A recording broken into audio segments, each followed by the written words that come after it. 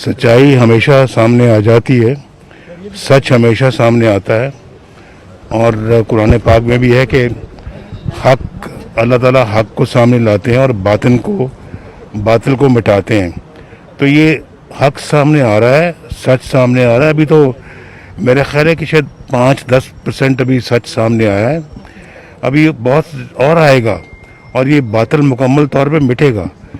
ये इस बातिल ने पाकिस्तान को जो हशर किया है, ये कौम जानती है। जैसे मैंने कल भी कहा था कि लोग भूखे मर रहे हैं बेचारे, बहुत सारे लोग अपने बच्चों को नहीं पाल सकते, रोटी नहीं खिला सकते, आटा दाल नहीं ख़रीद सकते, दवाइयाँ नहीं ख़रीद सकते, बिजली के बिल नहीं दे सकते, जायदादें बेचनी पड़ती हैं। ये सब कुछ पहली दफ़ा मेरी आंखें जो है वो पाकिस्तान के अंदर ऐसा होता हुआ देख रही हैं। कभी नहीं सोचा था कि पाकिस्तान इस हाल को पहुंचेगा जो आज मैं देख रहा हूं। तो मुझे खुद बड़ा दुख होता है। इतनी मेहनत से हमने पाकिस्तान को बनाया था, इतनी मेहनत से पाकिस्तान को अल्लाह के फजलो करम से खड़ा किया था। ये डार साहब खड़े हैं मेरे साथ, पीछे यार आगे आने दो, डार हमारे साथ खड़े हैं। तो मईशत को इन्होंने बिल्ड किया अल्लाह के फजलो करम से, जो इस शख्स ने पिछले 3.25 सालों में ज़मीन पे गिरा दिया है। ज़मीन बोस हो गई है हमारी मईशत, और उसी का मैं जिक्र कर रहा हूँ। झूठे वादे, यानी कि इलेक्शनों से पहले भी झूठे वादे, पर इलेक्शनों के बाद भी झूठे वादे। इलेक्शन से पहले मैं 90 दिन में ये कर दूंगा, मैं 30 दिनों में ये कर दूंगा, मैं अपना दूध और शहद की नहरें ले आऊँगा, रियासत मदीना बनाऊँगा। देखें, रियासत मदीना का नाम ले लेके जो इसने अपना जिस तरह से मैं समझता हूँ कि जुल्म और ज़्यादती की है अपने हमारे दीन के साथ, हमारे मज़हब के साथ, हमारे मुआशरे के साथ, हमारी मुआशरत के साथ, हमारी मईशत के साथ। तो एक मैं समझता हूँ कि ये इस शख्स को तो इबरत का नमूना बनना चाहिए।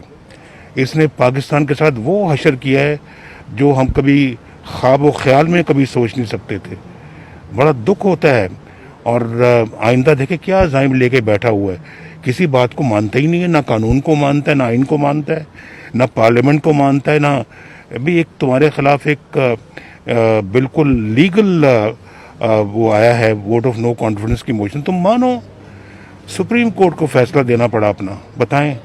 और पंजाब में देखो क्या हो रहा है, देखो पंजाब में क्या हो रहा है। सदर है भाई, तुम मुल्क के सदर हो, तुम किस तरह से अब ओथ नहीं दोगे, तुम किस तरह से अपने जो फ़राइज़ मनसबी हैं उनको उनकी बजावरी नहीं करोगे, कैसे और कैसे कौम तस्लीम कर लेगी।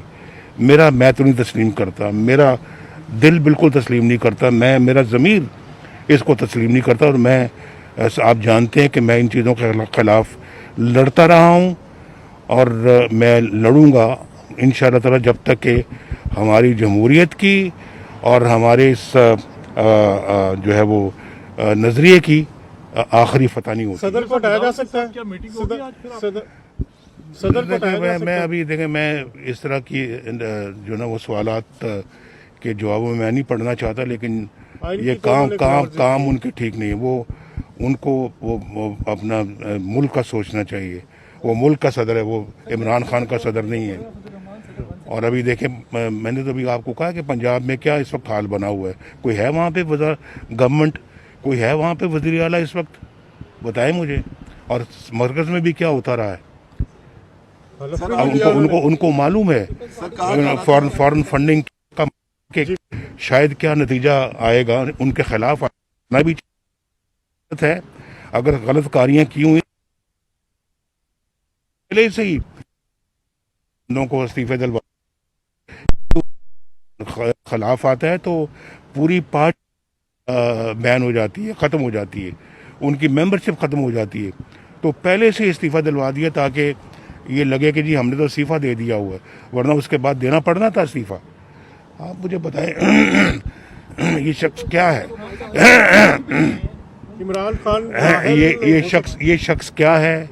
ये कौन सी मिट्टी का बना हुआ है? ये कहाँ पड़ा भला है? कहाँ ग्रूम हुआ है? कहाँ इसकी परवरिश हुई है? कौन है ये बंदा? ज़रा मेरा ख्याल है कौम को सोचना चाहिए कि हम किस बंदे को لے آئے ہیں اور کس سچائی ہمیشہ سامنے آ جاتی ہے, سچ ہمیشہ سامنے آتا ہے.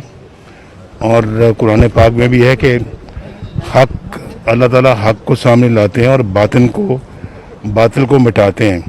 تو یہ حق سامنے آ رہا ہے, سچ سامنے آ رہا ہے. ابھی تو میرا خیال ہے کہ شاید 5-10% ابھی سچ سامنے آیا ہے, ابھی بہت اور آئے گا اور یہ باطل مکمل طور پہ مٹے گا. یہ اس باطل نے پاکستان کو جو حشر کیا ہے یہ قوم جانتی ہے.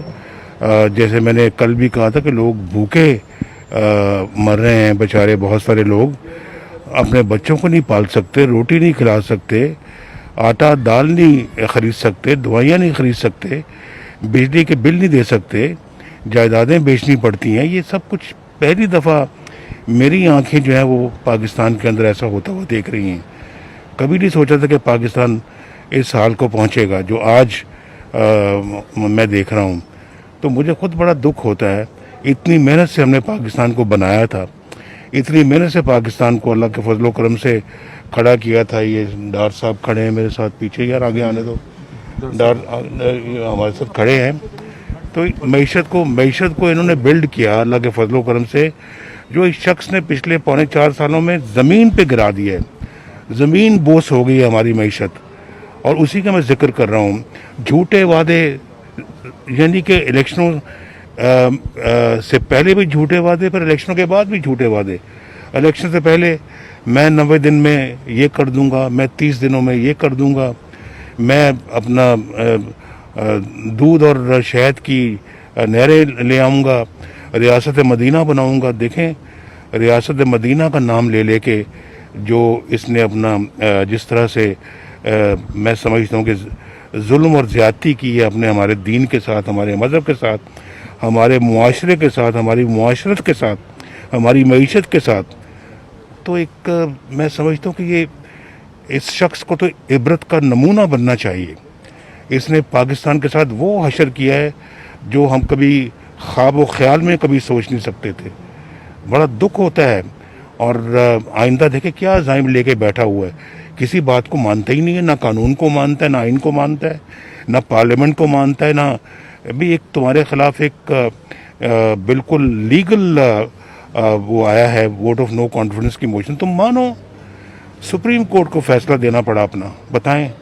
اور پنجاب میں دیکھو کیا ہو رہا ہے, دیکھو پنجاب میں کیا ہو رہا ہے. صدر ہے, تم ملک کے صدر ہو, تم کس طرح سے اب اوتھ نہیں دو گے, تم کس طرح سے اپنے جو فرائض منصبی ہیں ان کو ان کی بجاوری نہیں کرو گے؟ کیسے اور کیسے قوم تسلیم کر لے گی؟